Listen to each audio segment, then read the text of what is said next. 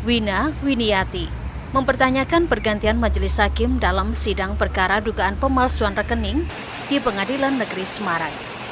Wina menaruh perhatian khusus pada kasus tersebut karena ia merupakan pelapor sekaligus korban yang namanya dicatut tanpa izin untuk pembuatan rekening. Sebelumnya pada Selasa pekan lalu, Wina mendapat informasi adanya pergantian majelis hakim dalam sidang dengan terdakwa Yohanes Sugianto, Sujokolim, dan Danika Yusmansyah. Pada sidang tersebut, dua hakim tidak hadir termasuk ketua majelisnya Hakim Kuku Kalinggo Yuwono.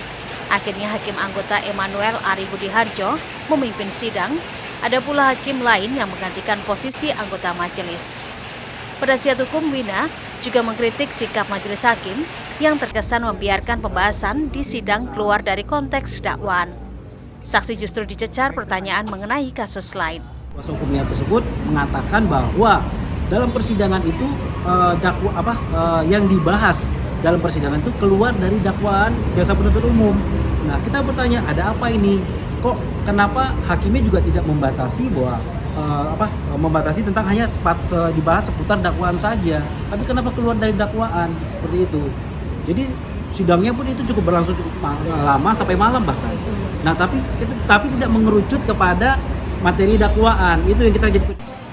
Menanggapi keresahan pelapor Wina Winiati, juru bicara Pengadilan Semarang Haruno Patriadi tidak menampik adanya pergantian majelis hakim pada perkara pemalsuan rekening. Namun pergantian tersebut karena hakim yang lama pindah tugas ke tempat lain.